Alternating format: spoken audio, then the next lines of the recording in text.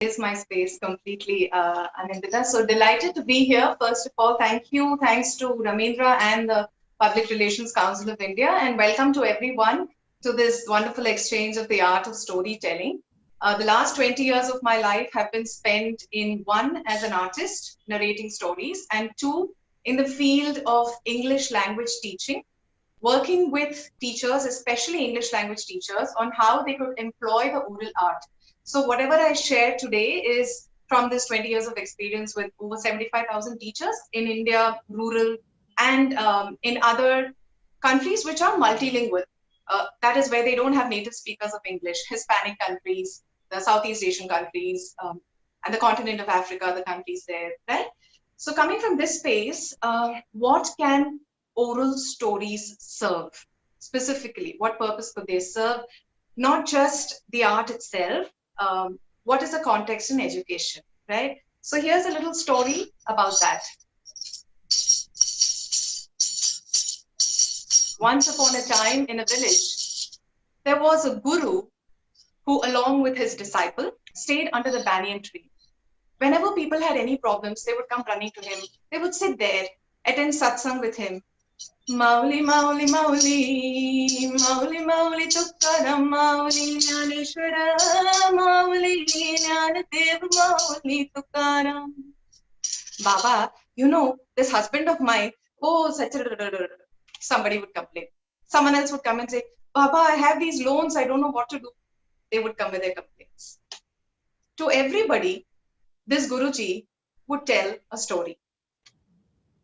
One day his disciple decided to ask, said, Guruji, whenever anyone comes to you with a problem, you never answer their question. You always tell a story. Why? And the Guruji said, I'm feeling quite thirsty. Can you please get me some water? Uh-oh, thought the disciple. Again, he's not answering my question. So the disciple went and brought him some water. The Guruji took it and said, thank you, but why did you bring it in this pot? Well, I had to bring it in something. And the Guruji said, well, the truth has to be shared in something, and it is shared in the container of story. This is a very well-known story, a folk tale about a story about storytelling itself, right? And it holds deep relevance in the scope of learning and education because stories and the act of narrating a story offer potential for so many things, for the exchange of wisdom, for creating a space which is a bond of love, for offering a space as a teacher, offering a space that doesn't judge, a space that is cooperative, offering tools of language and self-expression, creating an inspiring, joyful, natural environment. These are all the purposes that stories and story arts can serve. And I always emphasize that the point is not just to tell a story. The point is not just to get your children to narrate stories. Storytelling and the stories themselves primarily become a window of infinite possibilities. You can have activities related to the story before you start.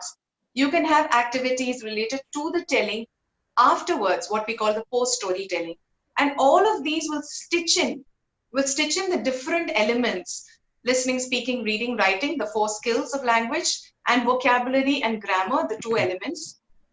It'll stitch in the learning of all of these, and the learning of all of this with deep motivation, with an intent to be fluent, not just worrying about accuracy, with finding ways to creatively express. So this is how story arts based education can really be purposeful, particularly in multilingual, multicultural spaces, and in spaces that lack infrastructure, that do not have high-end equipment. It's as easy to use it in a rural school as it is in a metro space. Thank you so much. Of course, you have this Story Art Foundation, and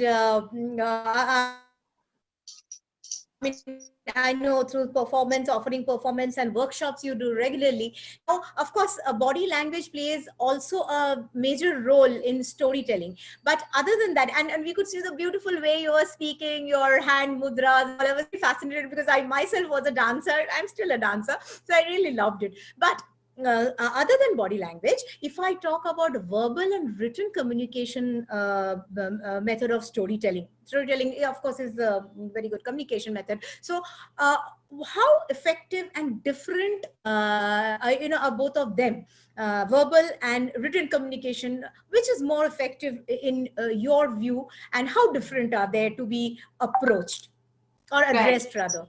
Right, right. Especially, as teachers of English language, we are so bound by the printed text that this becomes a very valid question. So I want to add one important disclaimer that apart from narrating stories, I have published stories for journals. In fact, one of my stories is in the Nagaland State Board textbook for class 11th and 12th. The reason I'm mentioning that I've written stories is that I'm not biased towards oral storytelling. What I'm going to share is a critical, neutral perspective of both, right? So, written and verbal, both of them can be powerful media for the sharing of stories. They both deeply trigger imagination, they both can trigger critical thinking. All of these happen with both. But quickly to look at some differences at a very practical level, let me quote a Taiwanese saying.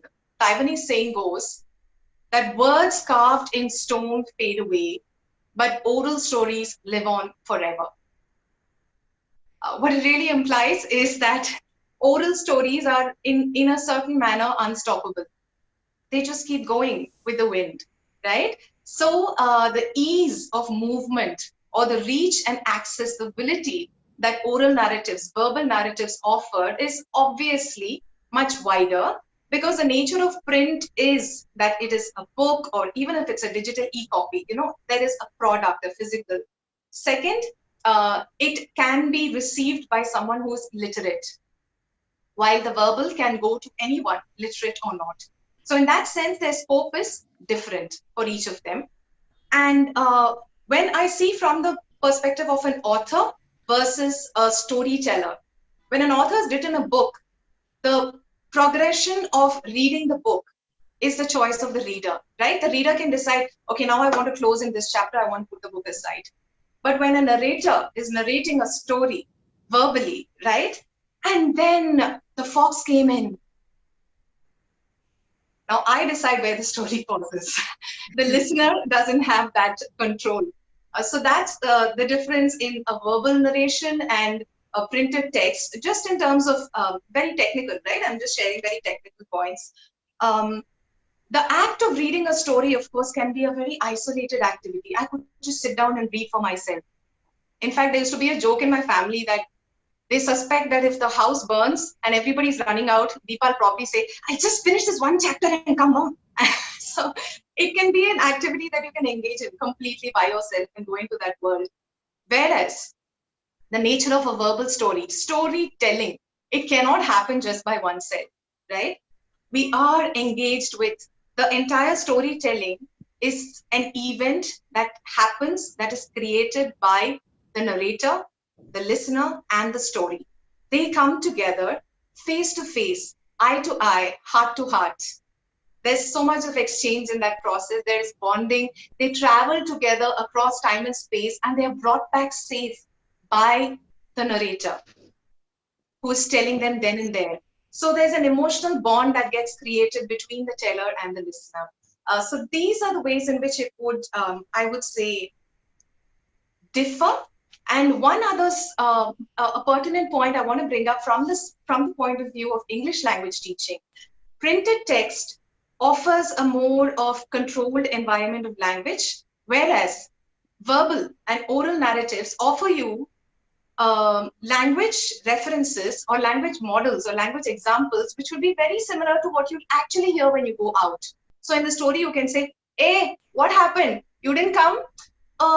Actually, things like that, you have scope to incorporate in verbal narratives. So that's how they could be different, one from the other, and even in the teaching space. Brilliant. Thank you so much. In fact, I feel that when you're reading a story, it's etched in your mind. But when someone tells a story, it touches your soul for sure. And it's very real time, and which is really, really very interesting as well. So, and I feel that, but when you're in a low mood for some reason, not hearing stories, but a book is the common factor. Have a book in your hand to read, a chill drink or a hot coffee, nothing can work better. So with this, I come to a next question quickly. How do you connect storytelling with critical thinking? Hmm, hmm. Um, so when about 10 years ago, both my sons were in preschool and I volunteered to teach dance there. So I would go every Wednesday. The first class when I went, my elder son, who was in UKG, was very excited. Good afternoon, ma'am, he said. My younger son, who was in nursery, just held my leg and bawled and bawled and bawled. Bah, bah, bah. And the teachers kept telling him, no, don't cry. Your mama is a teacher. She's come to teach. And I was teaching dance for 45 minutes with one leg wrapped completely with my baby. So we thought, okay, first class, so he's like that. The second class, next week when I went, same thing. And then I told the teacher, I said, look, it doesn't make any sense that I'm volunteering to teach dance to other children and watch my own child cry. We had a little discussion, we thought over some things. And that evening, Wednesday evening, when I was giving dinner to my little one, I told him a story of a girl called Sahana. Sahana's father was a potter, and the school had invited him to teach pottery to the other children. So when Sahana's father came to the school, Sahana was so excited. Good afternoon, sir. Can I help you, sir? She went around with her father. She helped him with everything. She watched how the other children were trying to learn and how father was trying to teach them also. And later, when Sahana's father came home, he told Sahana's mother, wow, Sahana was so helpful, in the school. It was really nice going to her school and watching her help me too. That's it. I just told this story to my son, and that's it. I didn't ask him anything. I didn't tell him anything. I was just watching his little button eyes listen to the story. And the next week, when I went, no, he didn't stop crying completely, but I could see there was a little more control. And somewhere behind those twinkling eyes, he had now experienced vicariously what it was, what it could be to live Sahana's life. He had found the space to step back from his story and look at his story. This is really what storytelling offers us. It offers us the magical space to unravel stories for ourselves, which is what critical thinking really is about. Critical thinking is about, can I empathize with a story and yet step out of it and watch it? It's as simple as that. See, when a friend is in trouble, serious trouble, and there's a big problem, they say, Pata nahi kya karu, I don't know what to do. And we'll come up with a solution very nicely. And the friend will wonder, Arey, how didn't I think of it? That's because she is in the problem, right? Critical thinking is easier when we are not in the problem. So one way is to ask someone else. Another is to step out and become that someone else to be able to look at the story. This is what storytelling can offer us. And critical thinking is really what all of us are looking for, right? Life is always throwing some problems. Something gets resolved in the family space, then something else at work. Something else at work is resolved, then there's finance. Then finance is resolved, neighborhood. There's always something. So critically being able to think, stories can offer us that too. Great. I think it's just your mind becomes so fresh with it, and I mean, wonderful. Now, PRCI particularly being very inclusive of gender, community, everything, diversity. How do you think? What do you think is can be the role, or is the role of storytelling in diversity and inclusion? Uh, deep, very rich possibilities. Again, a small story for that. So one day by the beach, there was a balloon seller. He had a cycle stand and lots of different balloons, different colors, different designs tied to the handle. and people were buying from him. There came along a girl. She looked a little dirty, short. She was limping and rather dark. She came up to the balloon seller and she was watching. People were buying, and the balloon seller, just for the marketing, he was letting go of one or two of the balloons. And they went right up into the sky, the pink one and the yellow one. The girl watched for a while and she asked him, Uncle, will the black one also fly? He looked at the girl. She was short and dark. He smiled. He let out the black balloon and it flew right up into the sky. He took another balloon, which was all twisted up, let it. It went right up into the sky. He turned to her and they both smiled. A very small and a very simple story. And yet, a deeply powerful story, which without any of us saying, everyone who listens, whatever their age, will be able to sense that it's really not about the black balloon or the twisted balloon or the small balloon or the long balloon or the thin balloon, but what's inside the balloon. If we are sharing a story like this, all we have to do is tell the story and leave it to the audience. They are going to come up with this perspective that there's always multiplicity of worldviews. There's always a different way of seeing things. We do not have to see disabilities. We do not have to see gender. We do not have to see color, race. But what we can see is what's deep inside. Again, this was just a story to give this example, because when we tell someone, diversity is about empathy. Diversity is about being able to put ourselves in the other's story, which is not always easy. So what we can do is give them, through imagination, through stories, we can help them get into another story and experience what that would feel like. Automatically, there is a multiplicity of worldviews. There is more of an empathy in the approach. So I see rich possibilities of, and we have seen over the years when we have worked with children, in particular, hearing impaired, and maybe I'll quickly share that in Bhuvaneshwar, we did a storytelling with me and a sign language interpreter, and it was for hearing impaired children, but we also had children who could hear. So we told everyone that, listen, if you clap like this, the hearing impaired cannot hear. This is the deaf clap. So the children who could hear also started doing the deaf clap in the morning. And we noticed that by the end of the day, whatever shows were going on, the children had started to give the deaf clap. So just by offering them an interaction with these experiences, there's a lot of hope to build diversity and to create an inclusive space. I'd say that. Touching, ma'am. Absolutely. I mean, it's really, it touched my heart. I'm sure all the audience is here. And it's so, it's so refreshing and wonderful to hear to all of you. And my sincere thanks to all the speakers here and all the audience. We have 100 participants. I'm sure Jacob can accommodate more if someone is not being able to get admitted in this webinar. Thank you so much. Questions for Deepa, Jacob? Yeah, ma'am. Yeah, we have a question from Frederick Michael.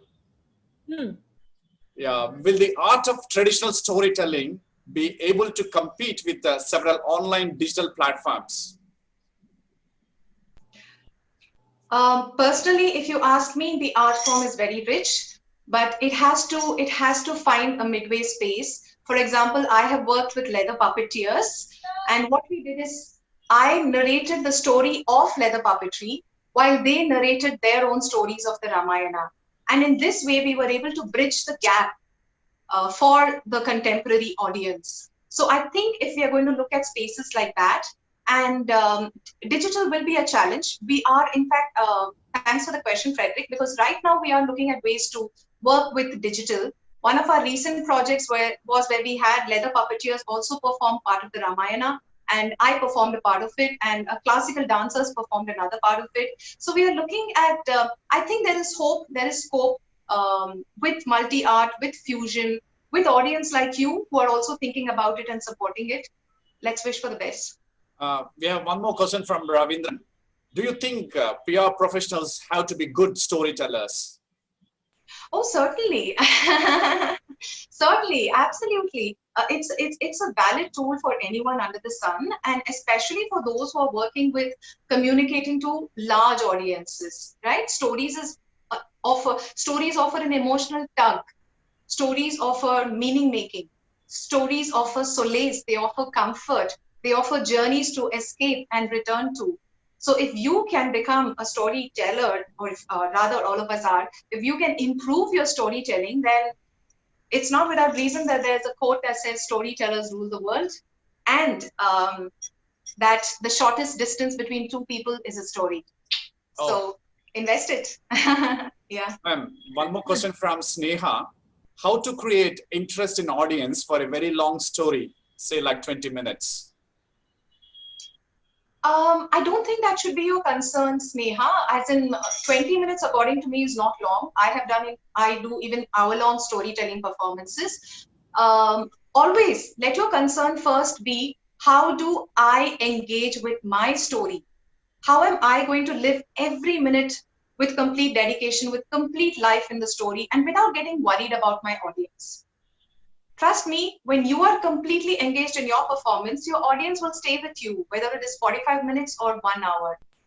Make sure that you are putting all of your effort towards building an engaging story narration. Yeah. Thank you. Thank you so Yeah. much. Thank you very Ma'am, much. Thanks a lot. Guys. We have a question from Tanish. Will the art of traditional storytelling be able to compete with several online digital platforms? What is your take on this? Yeah, I think we've already been asked that question by Frederick also, and I answered that. I'd like to save time. We have more speakers. So Yeah. Correct. Yes. Thank you. In fact, people who have questions, they can please go in the chat box and post it to respective speakers. I'm sure they'll be there to answer. Thank you so much, Deepa. Really, thank really you very very heart-touching much. details what you really